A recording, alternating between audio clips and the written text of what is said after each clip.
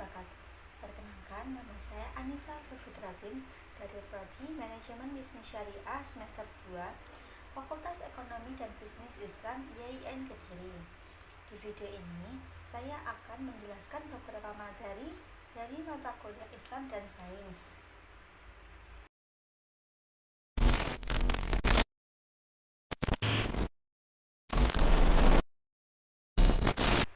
Langsung saja, pada materi yang pertama kita akan membahas tentang tokoh-tokoh sains barat dan penemuannya. Yang pertama ini ada Isaac Newton. Isaac Newton lahir pada tahun 1643 di Woolsthorpe, Inggris dan meninggal pada 20 Maret 1727 di London. Ayahnya adalah seorang petani dan tidak berpendidikan dan meninggal 3 bulan sebelum Newton lahir. Isaac Newton memberikan kontribusi yang signifikan terhadap bidang ilmu pengetahuan selama hidupnya. Isaac Newton ini mulai tertarik pada matematika setelah membeli sebuah buku di sebuah pameran dan tidak memahami konsep matematika yang terkandung di dalamnya. Newton lulus dengan gelar sarjana pada tahun 1665. Pendidikannya terganggu oleh wabah. Trinity College tutup karena penyakit yang sangat menular dan mematikan. Newton pun pulang. Selama waktu inilah Newton mulai mengejar ide-idenya sendiri tentang matematika, fisika, optik, dan astronomi. Pada tahun 1666, dia telah menyelesaikan pekerjaan awalnya tentang 3 hukum gerak. Dalam mekanika, ketiga hukum gerak prinsip dasar fisika modern menghasilkan rumusan hukum gravitasi universal. Dalam matematika, dia adalah penemu awal kalkulus yang sangat kecil. Nah, di antara penemuannya adalah yang pertama ada tentang cahaya, teori gravitasi Isaac Newton, ada kalkulus, hukum Newton dalam bidang astronomi, alkimia, dan pembuatan sistem pemalsuan mata uang. Selanjutnya di sini ada Thomas Alva Edison. Walaupun tidak belajar di sekolah umum, Edison memiliki sifat ingin tahu yang besar dan senang mencoba. Bahkan saat umur 11 tahun, ia membuat sebuah ruangan laboratorium kimia sederhana di bawah rumahnya dan melakukan percobaan di rumah masa kecilnya. Saat dewasa, Edison bekerja sebagai penjual koran dan permen di sebuah kereta api Grand Trunk Railway untuk membiayai semua percobaan-percobaan yang sering dilakukannya. Pada tahun 1868, ia melanjutkan bekerja sebagai operator telegraf di kota Boston, dan di akhir tahun ini pula Edison berhasil menemukan sistem interkom elektrik. Nah, di antara penemuannya adalah yang pertama adalah lampu pijar, fonograf, kinestop, kinetoskop, baterai alkali dan mikrofon karbon. Selanjutnya ada Alexander Graham Bell. Alexander Graham Bell ini lahir pada tahun 1847 di Skotlandia dan meninggal pada tahun 1922 di Kanada. Beliau mendirikan sekolah untuk menglatih orang tuli di Boston, Massachusetts. Sekolah itu selanjutnya menjadi bagian dari Universitas Boston, dan Bell diangkat sebagai guru besar fisiologi vokal. Nah, di antara penemuan Alexander Graham Bell ini ada telepon, pendeteksi logam, pemisah gandum, silver dart. Nah, selanjutnya ini ada James Watt. James Watt lahir di Skotlandia pada tahun 1736. James Watt wafat pada tahun 1819 pada usia 83 tahun. Ia merupakan anak tertua dari 5 bersaudara. Ibunya berasal dari keluarga terhormat dengan pendidikan baik, sementara ayahnya adalah pembuat kapal, pemilik dan kontraktor kapal, serta menjabat sebagai kepala bilik Greenock. Sampai akhirnya ia bermitra dengan John Craig seorang arsitek dan pengusaha untuk memproduksi dan menjual lini produk buatan James Watt. Dasar mesin uap pembuatan Newcomb yang sudah digunakan hampir 50 tahun untuk memompa air dari tambang hampir tidak berubah dari sejak dibentuknya pada pertama kalinya. Berawal dari situ, Watt mulai melakukan penelitian dan percobaan untuk membuat mesin uap tersebut bekerja jauh lebih efisien. Selama 5 tahun berikutnya, Watt pun disibukkan dengan memasang lebih banyak mesin uap untuk memompa air keluar dari tambang. Keberhasilannya ini telah menjadikan James Watt sebagai penemu pertama mesin uap yang bekerja secara efisien. Ternyata mesin uap buatan James ini merupakan salah satu kekuatan yang mendorong terjadinya revolusi industri, khususnya di Britania dan Eropa pada umumnya. Penemuan James berupa mesin uap ini merupakan keberhasilan yang pertama dan dipatenkan pada tahun 1769 adalah penambahan ruang terpisah yang diperkokoh. Dia juga membuat isolasi pemisah untuk mencegah menghilangnya panas pada silinder uap. Dan beberapa kali perbaikan kecil, pembaharuan ini menghasilkan peningkatan efisiensi mesin uap dengan 4 kali lipat atau lebih. Dalam praktek, peningkatan efisiensi ini memang merupakan hasil dari suatu kecerdasan, namun tidaklah begitu merupakan peralatan yang bermanfaat dan bukan pula punya kegunaan luar biasa dari sudut industri. Watt juga menemukan seperangkat gerigi untuk mengubah gerak balik mesin sehingga menjadi gerak berputar. Alat ini meningkatkan secara besar-besaran penggunaan mesin uap. Watt juga berhasil menciptakan pengontrol gaya gerak melingkar otomatis yang disebabkan kecepatan mesin dapat secara otomatis diawasi. Juga menciptakan alat pengukur bertekanan, alat penghitung kecepatan, alat petunjuk, dan alat pengontrol uap sebagai tambahan perbaikan dan lain-lain.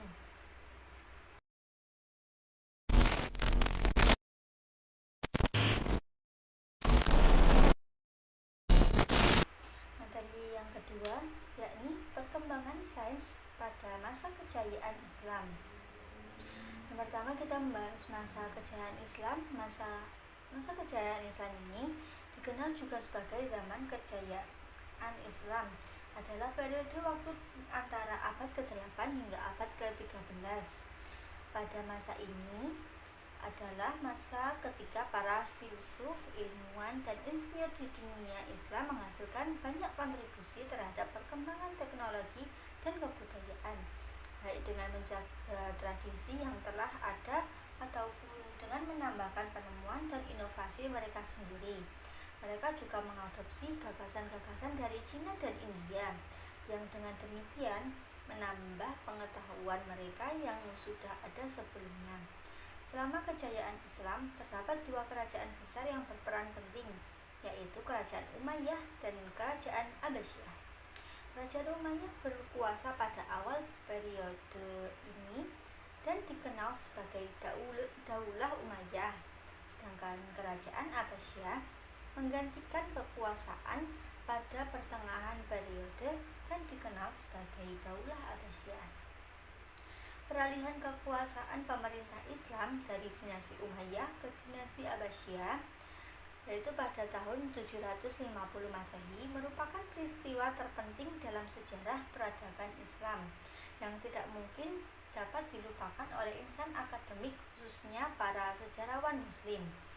Hal tersebut karena di kemudian hari tidak hanya mampu memunculkan sebuah zaman keemasan, akan tetapi juga merupakan titik balik dalam perputaran sejarah dunia, yang mana dengan ditandai adanya penaklukan wilayah Afrika pada tahun 710 Masehi dan wilayah Spanyol pada tahun 711 Masehi.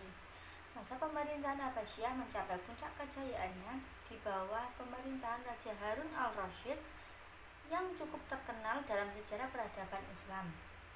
Pada saat itu, pemerintahannya menikmati kekuasaan dan keagungan ilmu pengetahuan, sebagaimana penjelasan Asyuti bahwa pemerintahan dinasti Abbasiyah di bawah kepemimpinan Harun ar-Rasyid saat itu dapat hidup dengan penuh kebaikan yang semuanya kelihatan indah, bagaikan misalkan pengantin baru. Dengan demikian dapat dikatakan bahwa masa kemajuan saat itu adalah pentas sejarah tidak terbantahkan hingga sekarang. Itu semua disebabkan karena pemerintahan Harun al-Rasyid dibangun atas landasan kejujuran, keikhlasan, dan kebenaran, keadilan, dan rasa akan cinta kepada ilmu pengetahuan yang cukup tinggi. Atas dasar pilar-pilar tersebut, zaman keemasan peradaban Islam terukir dan diakui oleh dunia luas, sehingga keberadaan ilmu pengetahuan menjadi penyangga utama. Yang kedua ada bidang sains yang berkembang. Yang pertama ada matematika. Dalam Khazanah Islam, seorang ilmuwan Islam yang Al-Khwarizmi, penemu algoritma, telah memberikan dampak besar bagi ilmu pengetahuan komputer. Selain itu, Boolean aljabar yang masih merupakan bagian dari matematika telah banyak memberikan sumbangan pada perkembangan komputer digital. Kedua ada astronomi. Karya ini berisi tabel pergerakan matahari, bulan, dan 5 planet dengan komentar penjelasan tentang cara penggunaan tabel ini. Sebagian besar parameter yang digunakan oleh Al-Khwarizmi berasal dari India, namun ada juga yang berasal dari Ptolemeus. Karya ini menjadi penting tidak hanya dilihat dari segi isi, tetapi juga karena ditulis bersamaan dengan aktivitas penerjemahan awal Al-Makes. Yang ketiga ada kedokteran. Pengetahuan bidang Islam dalam bidang kedokteran sangat kaya dan luas. Hal ini dapat dilihat dari karya-karya serta sejarah yang lain, terlihat pada bangunan-bangunan institusi kedokteran atau rumah sakit, apotek, dan institusi yang lainnya. Yang keempat ada kimia. Berbagai macam ilmu pengetahuan yang ada dari zaman dahulu hingga saat ini, termasuk ilmu kimia dasar atau bagian yang mempelajari hal-hal mendasar seperti molekul, unsur, senyawa, atom, ion, materi, dan lain-lain, serta bagaimana caranya membentuk zat lain yang saling berinteraksi. Hal ini terus berkembang sesuai perkembangan zaman. Yang kelima ada fisika, yakni cabang ilmu yang mempelajari fenomena-fenomena alam, baik kecil maupun besar, sebagaimana sarana untuk menumbuhkan keimanan siswa terhadap hakikat dan keagungan ciptaan Tuhan. Pembelajaran fisika menjadi inti pembahasannya.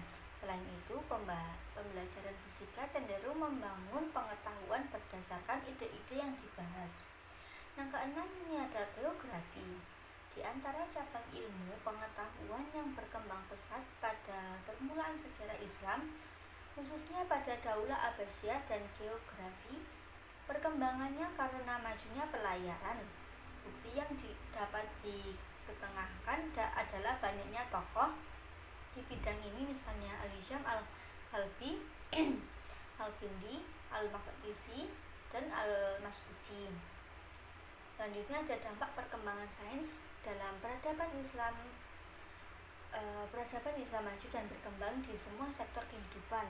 Karena itu kemajuan ilmu pengetahuan dan teknologi. Baghdad merupakan kota besar dan kosmopolitan dan menjadi perantara antara dunia Mediterania dan Hindu-Cina. Di timur, kebesaran Baghdad didukung oleh adanya 3 wilayah kekuasaan Islam yang memicu perkembangan sains dan teknologi ke arah kemajuan, yaitu masuknya peradaban Islam ke Eropa, terutama melalui pintu Spanyol, merubah tatanan baru dan pencerahan terhadap bangsa Eropa dengan dengar sebuah hal yang memasuki modern yang tidak dilepaskan dari kemajuan dunia Islam.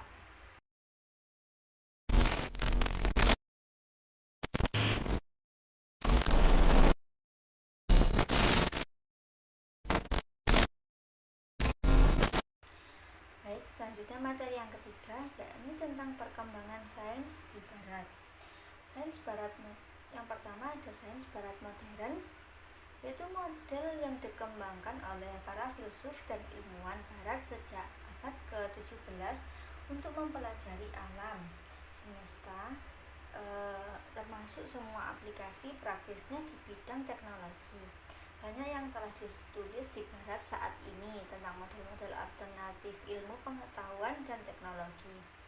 Ilmu pengetahuan barat modern juga telah menciptakan krisis di bidang ekologi dan lingkungan, menghancurkan hubungan manusia dengan alam, dan masalah teknologi. Memasuki abad modern, sains modern mengalami perkembangan yang cukup signifikan. Ilmu pada zaman ini menegaskan bahwa ilmu tidak berasal dari kitab suci atau ajaran agama, tidak juga berasal dari penguasa, tetapi berasal dari diri manusia itu sendiri. Ada 3 teori kebenaran dalam epistemologi barat, yaitu teori kebenaran koheren yang menyatakan bahwa suatu pernyataan dianggap benar jika pernyataan itu konsisten atau sesuai dengan kebenaran sebelumnya. Teori korespondensi beranggapan sebuah pernyataan harus benar dan informasi yang terkandung dalam pernyataan itu sesuai atau berkaitan dengan subjek pernyataan atau kenyataan. Dan teori kebenaran pragmatis beranggapan bahwa pernyataan itu benar jika pernyataan itu memiliki aplikasi dalam kehidupan manusia. Selanjutnya, perkembangan sains di barat. Sejarah perkembangan Islam tidak dapat dipisahkan dari awal mula munculnya ilmu pengetahuan di dunia Islam. Perluasan dakwah yang juga dikenal sebagai pembukaan negara-negara ini atau Futuhal Buldan dalam sejarah Islam bergerak cepat dan tidak dapat dihentikan. Dalam tradisi sejarah, sains mempelajari apa yang terjadi di masa lalu sehubungan dengan penemuan-penemuan ilmiah serta proses penemu yang rumit dan ide-ide yang berkembang dari waktu ke waktu. Karena fokus ini perlu juga untuk menyelidiki tindakan masyarakat yang dianggap telah mempengaruhi perkembangan ilmiah sepanjang sejarah. Kemajuan teknologi merupakan hal yang tidak dapat dihindari dalam kehidupan ini, karena kemajuan teknologi disertai dengan kemajuan ilmu pengetahuan. Kehidupan masyarakat saat ini merupakan gambaran paling konkret dari keruntuhan sejarah manusia. Perkembangan tulis-menulis di masing-masing negeri Mesir dan Babilonia bermula dari gambar-gambar objek yang diacu. Perkembangan ilmu pengetahuan dan pendidikan berarti proses di mana sekelompok orang atau individu memperoleh pengetahuan, keterampilan, dan kebiasaan yang diwariskan dari generasi ke generasi melalui pelatihan guru dan profesionalisme. Saat masyarakat barat berada dalam masa kegelapan, mereka masih berusaha mempelajari dan mengkaji ilmu keislaman ini untuk menemukan inovasi. Belakangan dikenal istilah budaya yang kemudian digunakan oleh masyarakat Arab Muslim dalam dialeknya sendiri. Ketika mereka melihat Muslim di barat, di Arab, maka nasi yang disebut ruzul, barat menyebutnya rais. Penyebaran ilmu pengetahuan Islam ke barat Latin antara abad ke-10 dan abad ke-13, serta pemahaman dan interpretasi umum ilmu ini hanya beberapa teks astronomi dan matematika yang diterjemahkan dari bahasa Arab ke bahasa Indonesia Latin selama periode distribusi pertama, yaitu abad ke-10 dan abad ke-11. Bahasa Spanyol adalah bahasa asal teks-teks ini, dan proses penerjemahan itu sendiri terkait dengan perguruan tinggi Lorraine di Jerman. Selanjutnya, pandangan Islam terhadap sains barat.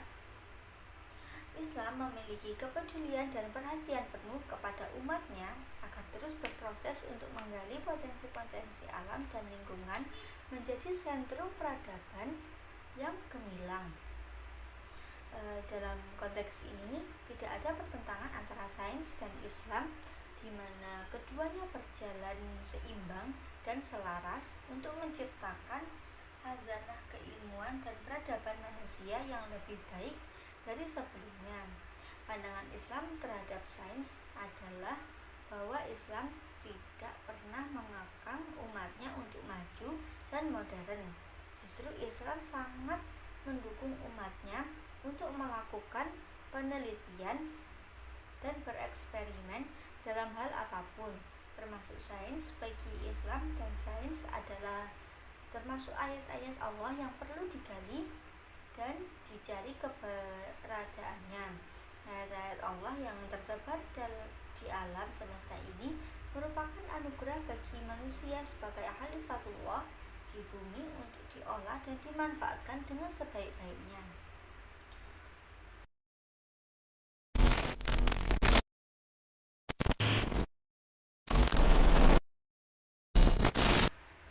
Selanjutnya materi yang keempat, yakni prestasi kaum muslimin pada bidang sains. Prestasi kaum muslimin di bidang sains serta pengaruh dan perkembangan prestasi kaum muslimin dalam kehidupan. Yang pertama, ada ilmu kedokteran. A. Farmasi atau farmakologi dalam bidang farmasi untuk menjaga mutu dan dosis obat-obatan, undang-undang khusus dan pemeriksaan serta pengawasan mutu sering dilakukan. B. Anestetik, pembiusan total telah dapat dijalankan untuk pembedahan major atau besar dengan menggunakan campuran zohari, candu, mandrage, dan hojiamus dan diberikan melalui suntikan. C. Operasi. Dalam bidang operasi, kurang lebih sebanyak 200 jenis alat-alat operasi dilukiskan dalam kitab Al-Tasrif oleh Al-Zahrawi, termasuk penjepit, penumbuk, gunting, pisau, alat kauteri, dan yang lainnya. D. Oftalmologi. Islam juga sangat besar pada bidang ini. Istilah seperti katarak diciptakan pada zaman tersebut. E. Anatomi. Abdul Latif Al-Baghdadi banyak mempelajari bentuk-bentuk tulang dengan menggunakan ribuan kumpulan tulang manusia yang dijumpai di suatu daerah. Yang keduanya ada ilmu matematika. Yang pertama ada penemuan unsur struktur angka. Ilmuwan muslim dalam bidang matematika telah menemukan struktur angka yang sistematis hingga sekarang. Selanjutnya penemuan angka 0. Dalam perkembangan berikutnya, Al-Khawarizmi menemukan angka 0 atau sifar, simbol yang begitu bersistem yang berperan seperti sekarang ini. C. Penemuan angka pecahan. Angka pecahan dan puluhan yang kita kenal sekarang dibuat oleh sarjana-sarjana muslim dalam pemakaian di dunia barat sejak abad 17 Masehi. Yang ketiga ada ilmu aljabar. Aljabar adalah suatu ilmu berhitung berasal dari muslim. Pengetahuan tentang negatif dan positif, begitu juga pengetahuan tentang akar dan ciptaan muslim adalah ciptaan muslim.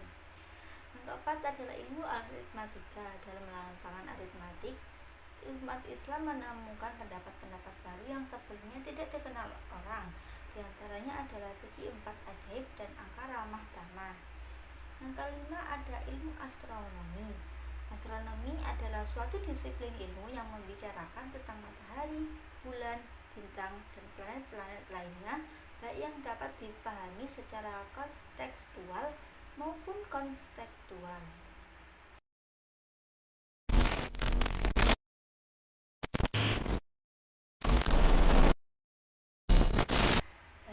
Selanjutnya tentang paradigma sains modern.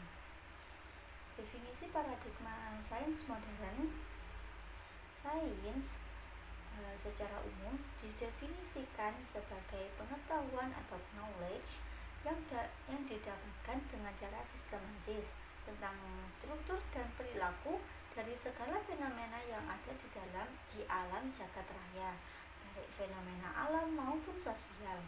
Peradaban Islam lewat para ilmuwan muslim tidak hanya menjaga rantai ilmu atau sains yang dibawa dari peradaban sebelumnya, tetapi juga turut banyak meletakkan fondasi bagi sains dan teknologi modern.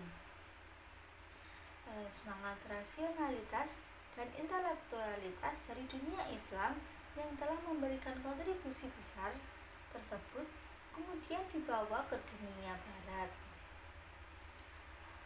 Semangat tersebut dilandasi dengan Islam yang berbeda halnya dengan Barat yang semangatnya adalah sekularisme dan humanisme dalam aktivitas ilmiah.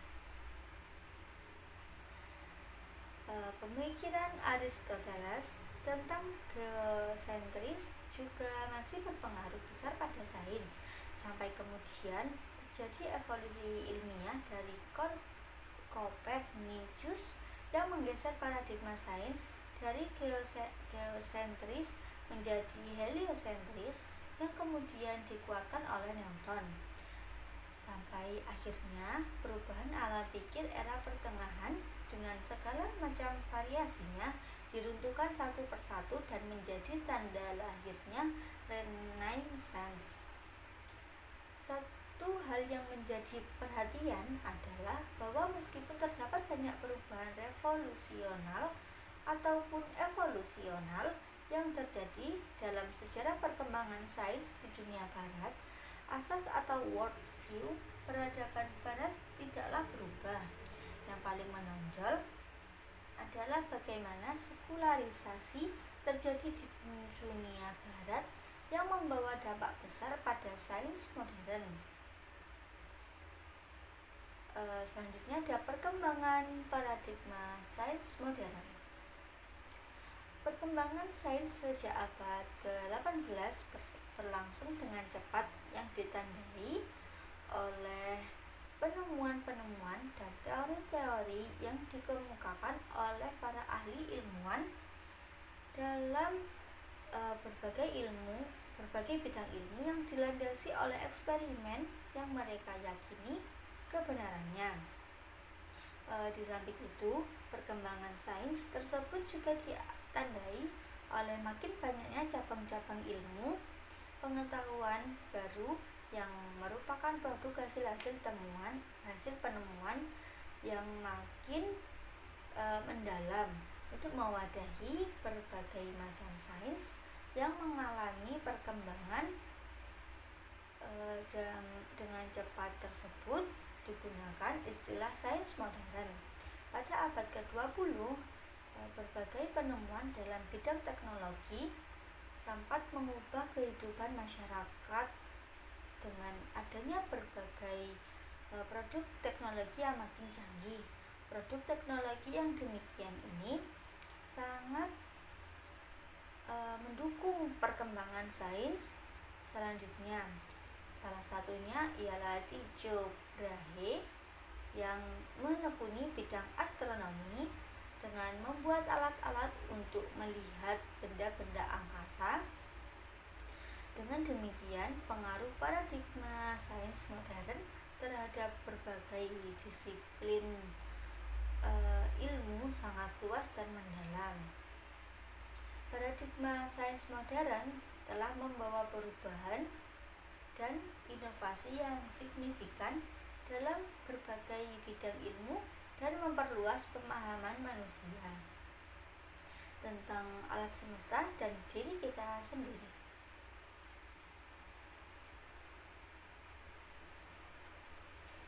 Selanjutnya ada implikasi paradigma sains modern.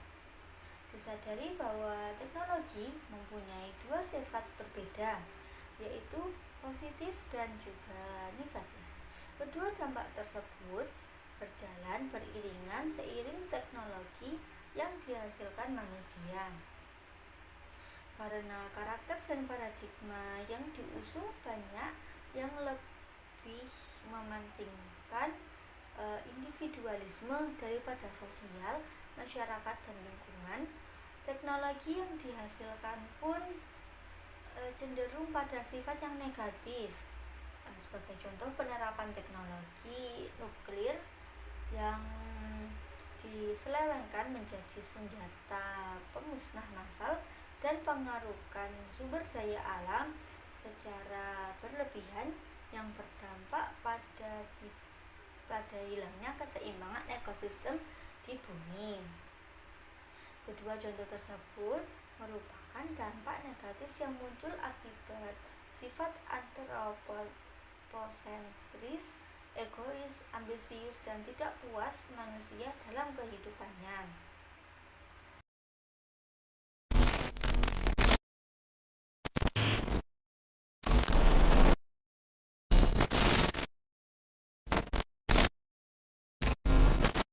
Baik, selanjutnya materi yang terakhir, yakni tentang sikap kaum muslimin terhadap sains barat. Yang pertama ada sejarah singkat hubungan Islam dan sains barat. Pada masa keemasan Islam, para cendekiawan muslim membuat kontribusi yang signifikan dalam berbagai bidang ilmu pengetahuan termasuk matematika, astronomi, fisika, kimia, dan kedokteran. Karena itulah sains merupakan produk dari pikiran manusia yang mana strukturnya adalah hukum berpikir dan hukum yang ada di dunia luar pikiran tersebut. Revolusi tersebut dipengaruhi oleh kepercayaan filosofis dan religius yang mana agama pada saat itu selalu bertentangan dengan sains. Selanjutnya ada sikap kaum muslimin terhadap sains barat. Yang pertama, sikap ini dibagi menjadi dua bagian. Yang pertama pada pandangan positif. Beberapa muslim percaya bahwa sains barat dapat digunakan untuk memahami dan meningkatkan dunia. Mereka berpendapat bahwa sains dapat membantu memecahkan masalah mereka.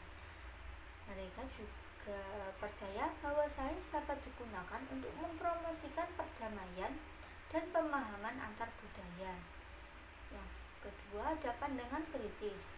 Di sisi lain, beberapa muslim khawatir bahwa sains barat dapat digunakan untuk merusak nilai-nilai Islam. Mereka berpendapat bahwa sains barat seringkali didasarkan pada materialisme yang bertentangan dengan ajaran Islam. Mereka juga khawatir bahwa sains barat dapat digunakan untuk mengeksploitasi dan menindas negara-negara muslim. Selanjutnya, yakni tantangan dan peluang kaum muslimin dengan sains barat. Yang pertama, tentang tantangan kaum muslimin dengan sains barat. Yang pertama, ada kurangnya akses pendidikan dan sumber daya ilmiah di negara-negara yang mayoritasnya adalah muslim. Tantangan yang kedua, yakni kurangnya komunikasi dan kolaborasi antara ilmuwan muslim dan barat. Selanjutnya adalah peluang kaum muslimin dengan sains barat. Peluang ini diantaranya yang pertama, perkembangan teknologi baru yang dapat digunakan untuk meningkatkan kehidupan muslim di seluruh dunia. Yang kedua yakni meningkatnya minat pada sains dan teknologi di kalangan generasi muda muslim. Selanjutnya yakni kontribusi kaum muslimin dalam pengembangan sains barat. Kaum muslimin memiliki kontribusi yang sangat signifikan dalam pengembangan ilmu pengetahuan dan sains barat selama berabad-abad. Pada masa kejayaan peradaban Islam pada abad pertengahan, dunia Islam menjadi pusat pengetahuan, inovasi, dan perkembangan ilmiah yang mempengaruhi perkembangan sains barat secara luas. Berikut ini adalah beberapa kontribusi penting kaum muslimin dalam pengembangan sains barat, yakni pada ilmu kedokteran, matematika, astronomi, dan bidang filsafat. Dengan kontribusi ini, kaum muslimin telah memberikan warisan ilmiah yang berharga bagi perkembangan sains barat. Pengaruh dan kontribusi mereka dalam bidang ilmu pengetahuan, matematika, kedokteran, astronomi, dan filosofi telah membentuk landasan penting bagi kemajuan ilmiah global yang kita nikmati hingga saat ini.